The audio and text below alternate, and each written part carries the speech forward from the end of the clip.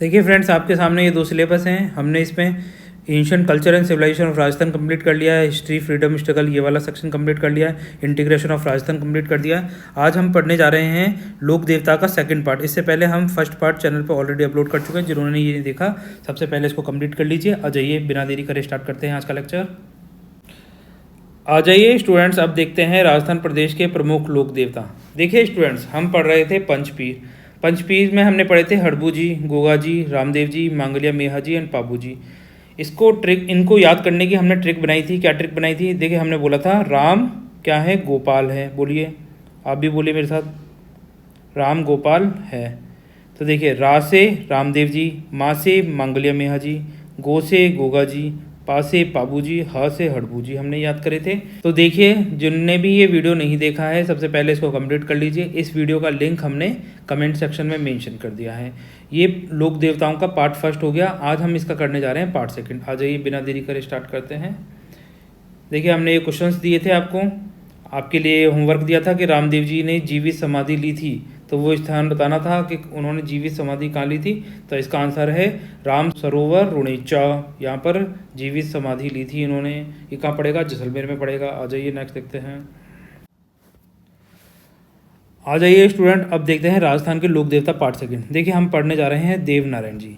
देव नारायण नाम पढ़ते ही आपके मन में क्या विचार आ रहा है कि हाँ, ये विष्णु जी का नाम सा लग रहा है। तो गुर्जर जाति के लोग इन्हें क्या है, विष्णु का अवतार मानते हैं। इनका बचपन का नाम क्या था? उदय सिंह था।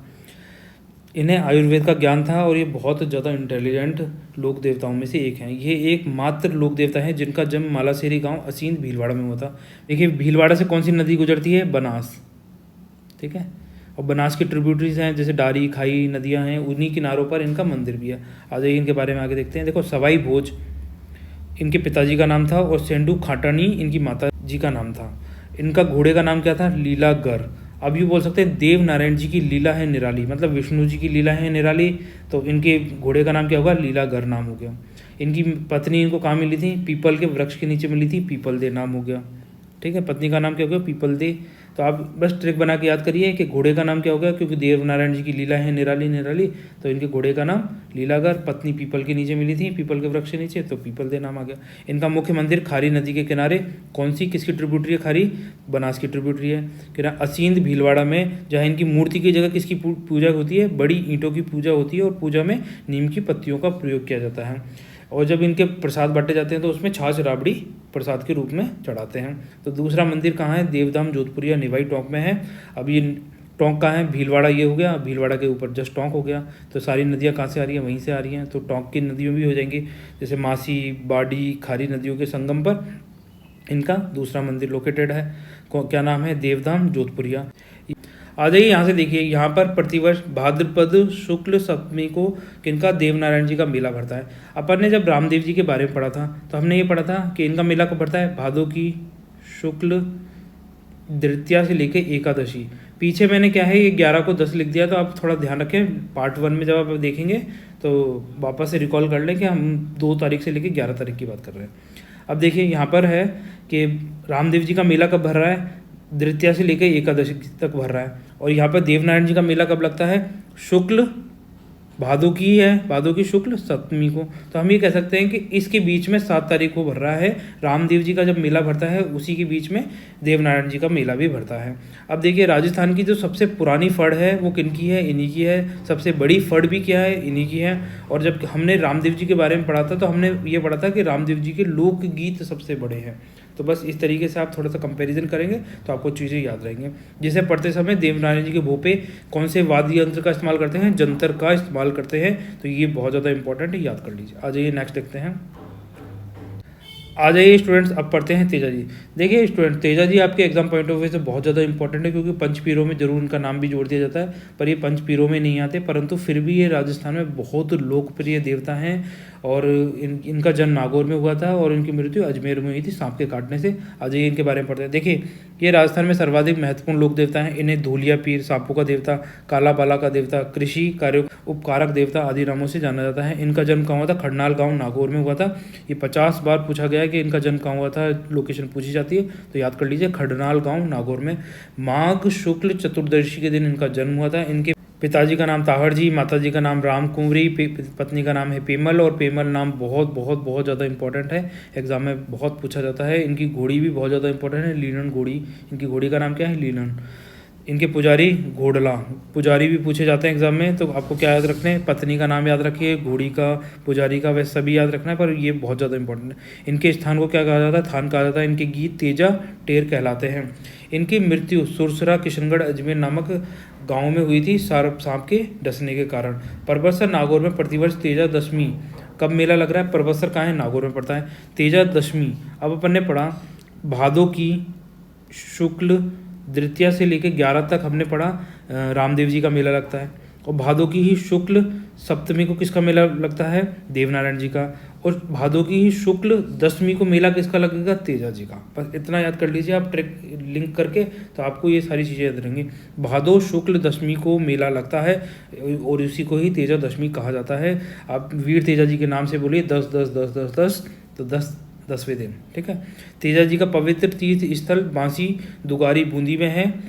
सुरसुरा अजमेर में तेजा जी का धाम है, जहाँ तेजा जी ने अपनी पत्नी पेमल की सखी थी कौन? लाछा गुजरी की गायों को मेर सिरोही की मीणाओं से छुड़ाते हुए अपने प्राणों की आहुति दे दी थी। ये बहुत ज़्यादा इंपॉर्टेंट है, कैसे इनकी मृत्यु हुई थी, ये भी पूछ लिया जाता है कभी कभी एग्जाम में। आ जाइए नेक्स्ट देखते हैं। आ जाइए स्टूडेंट, अब देखते हैं कल्लाजी राठौड़। देखिए स्टूडेंट, कल्लाजी राठौड़ इनकी मान्यता बहुत ज़्यादा है। इनको 4 हाथों का देवता भी कहा जाता है। अकबर के साथ में जब 1568 में युद्ध लड़ रहे थे तब इनकी मृत्यु हो गई थी। आ जाइए इनके बारे में आगे पढ़ते हैं। देखिए कल्लाजी राठौड़ इन्हें 4 हाथों का देवता, शेषनाग अवतार, चक्रवात युद्ध के धनी, केहर, कल्याण, कमधज, बाल ब्रह्मचारी, योगी आदि नामों से पुकारा जाता है। इनका जन्म कहाँ हुआ था? मारवाड़ के सीमायान, मारवाड़ के पास में कहाँ पर? मेड़ता के रहने वाले थे। आस सिंह के घर में इनका जन्म हुआ था। इनकी बुआ का नाम क्या है? मीराबाई। इनके चाचा कौन होंगे? जयमल। गुरु कौन थे? भैरवनाथ थे। कुलदेवी नागनीची माता इनकी कुलदेवी हैं। ये थोड़ा इंपॉर्टेंट है, याद कर लीजिए। इनकी मृत्यु चित्तौड़गढ़ के तीसरे साके 1568 में अकबर के विरुद्ध लड़ते हुए हुई थी। इनकी छतरी भी कहाँ है? चित्तौड़गढ़ में ही है। और इनकी सिद्धपीठ कहाँ पर है? रनेला नामक स्थान पर है। कल्लाजी राठौड़ का निवास हवेली कहलाता है। किसका निवास स्थल हवेली कहलाता है? ये एग्जाम में क्वेश्चन पूछा जा चुका है, तो याद कर लीजिए इसको अच्छे से। कल्लाजी राठौड़ के निवास स्थल को क्या कहते थे? हवेली कहते थे। और कल्लाजी ने पेमल डाकू को हराया था। आ जाइए नेक्स्ट देखते हैं। आ जाइए स्टूडेंट्स, अब पढ़ते हैं मल्लीनाथ जी। देखिए स्टूडेंट्स, बाड़मेर अगर आप गए होंगे तो आपने वहाँ पे नाम पढ़ा होगा मालानी। तो ये मालानी जो क्षेत्र है मल्लीनाथ जी के नाम पर ही इस जगह का नाम पड़ा है और ये बहुत ज़्यादा इंपॉर्टेंट लोक देवता हैं। आ जाइए इनके बारे में पढ़ते हैं। देखिए मल्लीनाथ जी का जन्म कहाँ हुआ था? मारवाड़ में होता। इनके पिता का नाम था रावल सांकला, माता जीना दे, पत्नी रूपा दी की प्रेरणा से गुरु किसको बनाया था? इन्होंने उगमासी भाटी को अपना गुरु बनाया था। और इन्हीं के नाम पे बाड़मेर का नाम मालानी क्षेत्र पड़ा है। और लूनी नदी के किनारे कौन सी जगह? तिलवाड़ा, यहाँ पर इन्होंने क्या थे? जीवित समाधि ली थी। लूनी नदी जैसे मान लीजिए आप यहाँ पे क्वेश्चन पढ़ा होगा, हमने पढ़ा था अजमेर से निकलती है लूनी नदी। कहाँ से? नाग पहाड़ी अजमेर से ओरिजिनेट होकर किधर बहती है? अरेबियन सी में जाके मिल जाती है लूनी नदी। लूनी नदी की बात कर रहे हैं। अब हमने ये पढ़ा था कि अगर अजमेर में बहुत ज़्यादा बारिश होगी तो बाढ़ कहाँ आएगी? अब तो सब जानते हैं इसका आंसर, बालोतरा। ये एग्जाम में आरएस में एक बार क्वेश्चन पूछा गया था, तो बहुत ज़्यादा इंपॉर्टेंट था और ये बहुत अच्छा क्वेश्चन पूछा था आरबीआई के द्वारा। इन्होंने क्या था? लूनी नदी के किनारे तिलवाड़ा, जहाँ इनका मंदिर बना हुआ है। क्यों? क्योंकि यहाँ पर उन्होंने जीवित समाधि ली थी। यहाँ प्रतिवर्ष चैत्र कृष्ण एकादशी से चैत्र शुक्ल एकादशी तक पशु मेला भरता है। कौन सा मेला भरता है? पशु मेलों के लिए एक तो नागौर और एक ये मालानी क्षेत्र मल्लीनाथ जी के नाम पर पड़ा हुआ इस जगह पशु मेला लगता है बहुत बड़ा, जो राजस्थान का सबसे पुराना पशु मेला है। मल्लीनाथ जी ने मालवा के सूबेदार निजामुद्दीन की सेना को पराजित किया था। आ जाइए देखते हैं नेक्स्ट। तल्लीनाथ जी। देखो अब मल्लीनाथ जी के बाद हमने तल्लीनाथ जी। इनका जन्म कहाँ हुआ? शेरगढ़ जोधपुर में। बाड़मेर में किसका? एम। ऊपर जोधपुर में त। तो मल्लीनाथ जी तल्लीनाथ जी ऐसे याद करेंगे, याद रहेगा। इनका वास्तविक नाम नागदेव राठौड़ था। पिता वीरमदेव, भाई रावचूड़ा, गुरु जालंधर नाथ थे। यहाँ जालोर क्षेत्र के लोक देवता हैं, जिनका जालोर के पांचोटा गांव में पंचमुखी पहाड़ी पर पूजा स्थल बना हुआ है। और इसमें बहुत ज़्यादा इंपॉर्टेंट है कि राजस्थान के एकमात्र लोक देवता हैं जिन्होंने वृक्ष काटने पर रोक लगाई थी। ठीक है, तो वृक्षों को काटने पर रोक लगाने वाले लोक देवता कौन है? तल्लीनाथ जी। आ जाइए नेक्स्ट देखते हैं। आ जाइए अब हम देखते हैं पनराज जी। देखिए जैसलमेर में हमने रामदेव जी देखा था, उसके बाद जो दूसरे लोक देवता इंपॉर्टेंट है वो कौन से हैं? पनराज जी। इनका जन्म कहाँ हुआ था? नया गांव जैसलमेर में हुआ था। गोरक्षार्थ इनकी मृत्यु हो गई थी। इनका मुख्य पूजा स्थल पनराजसर गांव में जहाँ प्रतिवर्ष भादों की शुक्ल दशमी और माघ शुक्ल दशमी को किनका मेला लग रहा है? पनराज जी का। कहाँ लगता है? जैसलमेर में। आ जाइए, एक तो भादों में लग रहा है और एक दूसरा माघ में लग रहा है। आ जाइए स्टूडेंट, अब पढ़ते हैं ईलोजी। देखिए स्टूडेंट, आरपीएससी द्वारा एक बार एक प्रश्न पूछा गया, राजस्थान में छेड़छाड़ के लोक देवता के रूप में किन्हें पूजा जाता है? और आपके सामने 4 ऑप्शन दे रखे थे, जिसमें से एक ऑप्शन ईलोजी भी था। जिन्होंने इनके बारे में पढ़ा था वो तो इसका आंसर सही कर आए थे, जिन्होंने नहीं पढ़ा था वो इसका आंसर गलत कर आए थे, क्योंकि ये कोई नहीं सोच सकता कि राजस्थान में कोई छेड़छाड़ के भी देवता हो सकते हैं। तो ये ईलोजी हैं जिन्हें राजस्थान में छेड़छाड़ के लोक देवता के रूप में पूजा जाता है। आज ये इनके बारे में पढ़ते हैं। ईलोजी हिरण्यकश्यप की बहन थी होलिका, ये उनके प्रेमी थे और उनके होने वाले पति भी थे, परंतु उससे पहले क्या हो गया, होलिका दहन हो गया और होलिका में उनकी मृत्यु हो गई।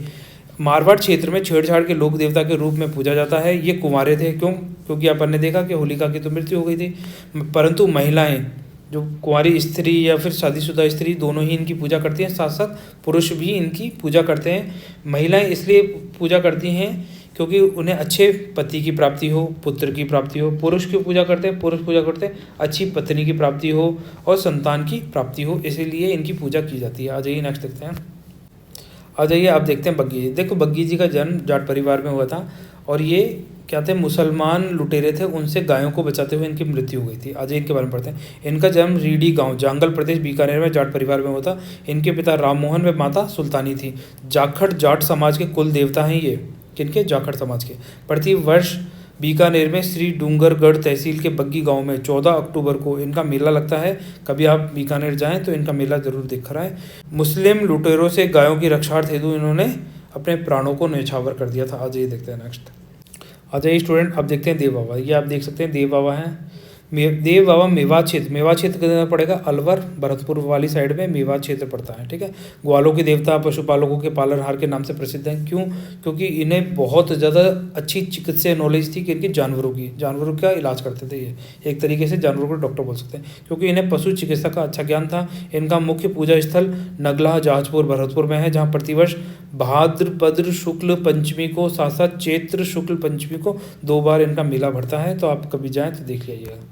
आ जाइए स्टूडेंट, अब पढ़ते हैं वीर फत्ता जी। देखिए, वीर फत्ता जी का नाम साथू गांव जालोर में हुआ था।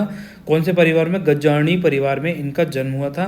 साथू गांव में जन्म होने के कारण ही साथू गांव में इनका मंदिर बना और उसी मंदिर में इनकी पूजा होती है, पूजा पाठ होता है और हर वर्ष वहाँ एक मेला लगता है। भाद्रपद शुक्ल नवमी को मेला लगता है। जब अपन ने भाद्रपद शुक्ल की जगह पे कृष्ण पढ़ा था, याद होगा आपको, कृष्ण नवमी को किसका मेला लगता है? तो आपको ये आंसर कमेंट सेक्शन में बताना है कि भाद्रपद कृष्ण नवमी को मेला लगता है। तो अपन ने पढ़े थे, रामदेव जी का लगता है क्या? 4 ऑप्शन देता हूँ चलो आपको। दूसरा ऑप्शन गोगा जी, तीसरा ऑप्शन मांगलिया मेहा जी और चौथा ऑप्शन हो गया तेजा जी। बताइए, भाद्रपद कृष्ण नवमी को किसका मेला लगता है? इसका आंसर जल्दी से कमेंट सेक्शन में लिखिए, फिर मैं आपको इसका आंसर लास्ट में बताऊंगा वीडियो के। मेला लगता है फत्ता जी ने लुटेरों से अनुयायियों की रक्षार्थ प्राण न्यौछावर कर दिए थे। आ जाइए नेक्स्ट देखते हैं। आ जाइए स्टूडेंट, अब देखते हैं भूमिया जी महाराज, है ना, ये भूमि रक्षक के देवता हैं। इनका जन्म कहाँ हुआ था? नागौर में। याद कर लीजिए, भूमि रक्षा के देवता भूमिया जी को कहते हैं। और बरसात के देवता किसको कहा जाता है? मामा देव को कहते हैं। इनका मंदिर नहीं होता, भूमिया जी का कोई मंदिर नहीं होता, केवल लकड़ी के तोरण की पूजा कर इन्हें भैंसों की बलि दी जाती है। आ जाइए देखते हैं नेक्स्ट। आ जाइए स्टूडेंट, अब पढ़ते हैं हरिराम बाबा। देखो, हरिराम बाबा का मंदिर कहाँ पर है? नागौर में। यहाँ पे आप देख सकते हैं कोई भी मूर्ति नहीं है। यहाँ पर क्या है? सांपों के जो क्या बोलेंगे इनको, स्ट्रक्चर्स बनाकर सांपों का